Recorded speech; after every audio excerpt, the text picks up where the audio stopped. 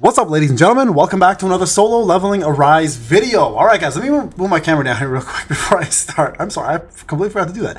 All right, here we go. This video is going to be an interesting one. I'm going to talk about some SR units and SR weapons that are better than their SSR counterparts and why you should focus on them and how they're going to deliver results for you if you do put effort into them. So let's get into it. I know there's a lot of these that you guys already know about. Some of these may actually surprise you, and I do want to discuss for each element which ones you want to focus on and why. So let's start off with weapons. We're going to start off with Jinu's weapons, and then we're going to go over to the SR Hunter weapons or the SSR Hunter weapons, and we're going to talk about those weapons as well too. So let's talk about SR weapons and which ones are going to be top tier for you and ones you should focus on and that are better than their counterparts. So let's talk about the very easy one, Westwind. Okay, so Westwind, A1 to A3 is extremely powerful. We're talking about one of the best, if not the best weapon in the game to get the job done for any matter, whether it's bosses, events, it doesn't matter. This weapon here is still considered the top tier weapon in my opinion and most other people's opinions as well too. And if you compare it to its counterpart, the Demon's Kingsword's longsword, sorry, which is the other SSR weapon that's available, it blows it out of the water by a mile. Now, a lot of people do have problems with Westwind with missing and stuff, but I can tell you now that might be an issue with whether it's frame rate or just, you know, a boss doing the immunity skill. If you ever get this to A5, this will be the #1 weapon you will use in the game to complete it from top to bottom. So Westwind is the best SR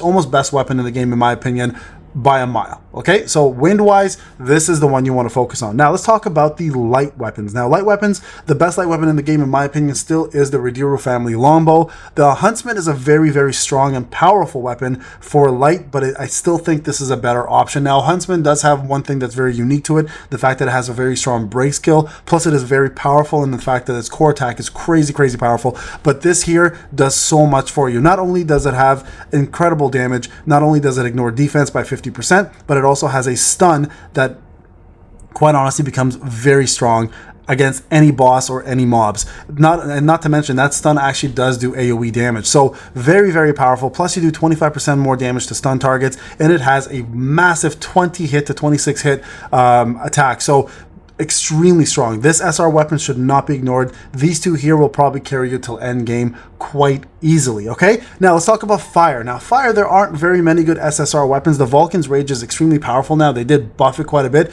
but nothing still in my opinion compares to the Orb of Avarice. This SR weapon here will carry you for weapons for quite some time as well too. If you don't have the Reroll bow, if you don't have anything that has an AoE output, this weapon here will take care of business for you right until the end. I actually finished the game using this in Westwind with my SR only account, and let me tell you guys, this is something that should not be trifled with. So not only does it increase the damage that you do and increase the MP consumption, which is not that big of a deal, but as you keep getting it increased further and further, you guys can see here, you can increase the damage even more with up to 4-time instances, increase fire damage, recovers MP equal to number of stacked rage flames, so you guys can recover MP as well too, decreasing the cooldown of that, and honestly, it's one of the best weapons to bring enemies together like a vacuum. So the Orb of Avarice is easily one of the best weapons in the game, especially when you compare it to the counterpart, which is the Vulcan's Rage. Now Vulcan's Rage does take over once you get A3. A3 of Vulcan's Rage is extremely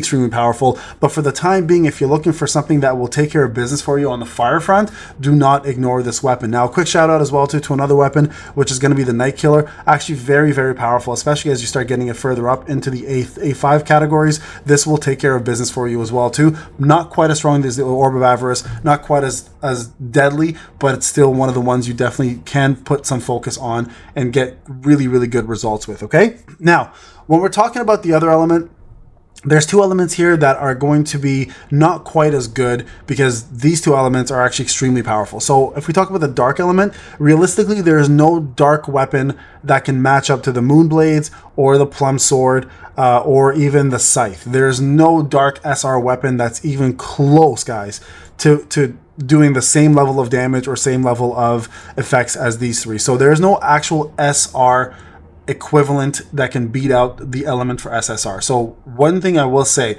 everybody gets a free A1 Scythe. If that is your only dark weapon, use it. It's extremely powerful and you don't want to neglect it. I'm neglecting it personally because I end up getting these two weapons by luck. So the scythe isn't something I need to focus on right now, but I will be leveling it up in the future to get that extra 25% bonus crit hit rate at 70% HP or more when I deem it worthy. But I already have it maxed out on my main account and I use it all the time. It's one of my favorite weapons. It's an A10 weapon that I have. So from a water perspective, you're not really getting too much competition for SSRs. The SSR weapons are going to be much better than the SR counterparts. Okay, just so you guys are aware. Now, when it comes down to water, that's the other element. And I do want to make a video about top elements versus worst elements. And I will talk about that more in a different video. And I think it's important to bring that up so people know which elements to focus on and why. And at the same time, it'll give you guys an idea of what Netmarble needs to improve and how. Okay, so when it comes down to water is also a very, very hard one to beat because they got Scatty, they've got the Grimoire as the two main SSR weapons, and those weapons are extremely, extremely powerful, especially the Grimoire and the Scatty when you get it further up.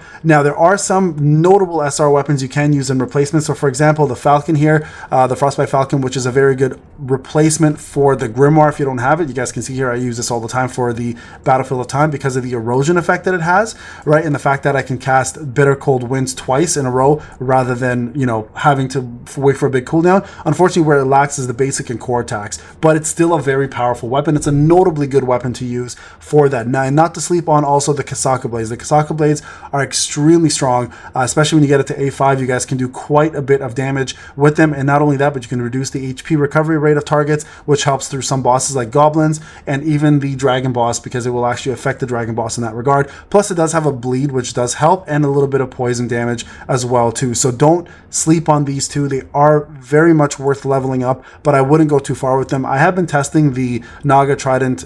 It's okay.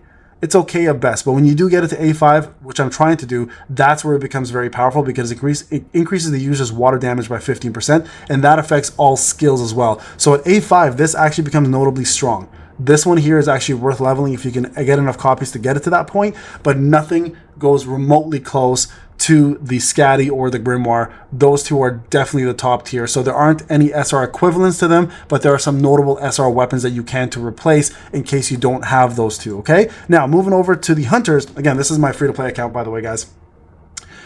Are there SR hunters that will beat out other SSR hunters? So there's going to be a few here that I do want to talk about. So for example, for wind, Park Hee-jin is one of the best hunters to have for wind. And if you don't have a good Dong-su, which a lot of people don't, and Wu himself is not that great, you will want to use her. Now, the only difference though, of course, is Wu does bring you a breaker for wind, where you don't have another breaker, I don't think, available to wind. I don't think he breaks at all, right? If I remember correctly, I think he's all just damage through defense. Yeah, he's all defense damage. So just keep that in mind. So Wind, Park Hee-jin is an incredibly powerful SR and highly, highly recommended to builder. Not only does she do debuff removal, just like Alicia's shield does, but she also increases your ultimate damage. Plus she casts ultimate herself very often, increasing all of your power gauge increase. So very, very strong, highly recommended SR unit that you want to use. Now, where dark units are going to be pretty strong, they don't have a very good breaker in the SSR version except for Lim. Lim is the only breaker they have. So if you want to use a pretty good breaker, Lim is great at DPS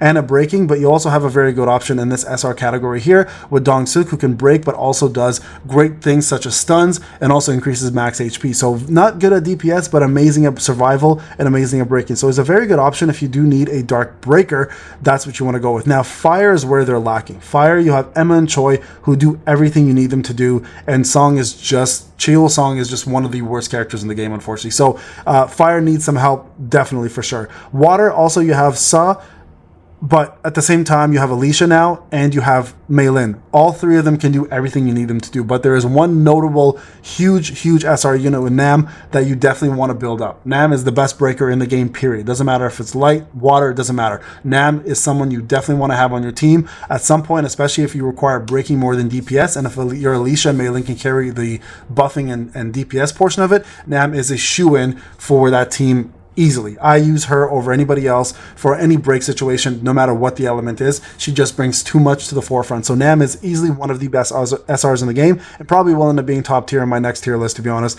after using her so much. Now for light, we have a lot of good options. Min and Cha, there's nobody here, and Beck. These three here, there's no need to use anybody else. But in case you don't have Beck, just so you guys are aware, Jinho and Chul here are very, very good breakers. Two of the best breakers in the game, as a matter of fact. Plus, great survivability, great buffs. So these two here are definitely two you want to focus on if you don't have a good breaker for light team, because they will carry you till end game. I used Jinho till end game in my SR only account. Carried me all the way through, just so you guys are aware. Joe is useless, so don't bother. Wind is definitely the worst probably category when it comes down to the SSR hunters, but everyone else is good. So we covered light, we covered dark. Dark DPS, just so you guys are aware, Kang is a good option if you don't have SM Beck for bleeds, but bleeds are very, very minimal right now in terms of what you need, so you don't really need to worry about that. Plus, you have Libora for buffing and debuffing, so you have a lot of good options for Dark. Dark's biggest issue right now is probably breakers. They need just better breaker options. That's it. And Lim is good, but he's not great at breaking, right? So, but Wind for sure is just the one that suffers the most, I'd say, in terms of characters, and Fire. Fire desperately needs some help, but definitely Water, Light, and Dark are very, very powerful, and you have a lot of really good options in the SR categories. Anna Ruiz is also another very good option for Water, by the way. If you need a breaker and a poison and someone who can bind and debuff, another really good option there for you to use as an option. So you guys can see here, SRs, there's a lot of them out there. A lot of them that are actually better than their SSR counterparts. Every element here has something of a surprise, except for Dark. I think Dark's probably the worst when it comes down to surprises, because their SSR counterparts are so powerful. Same with Water. But for every other element, the SR versions of the weapons and the hunters sometimes far exceed the options you have with the SSR version. So definitely, guys, don't be afraid to focus on these. These weapons and hunters will carry you through to end game, and I'm living proof of that right now. I'm using mostly SR and SR weapons and SR hunters to get through a lot of the content that I'm currently working on. All right, guys, this is Payne. Thank you so much for watching. I'll see you guys in the next video. Take care.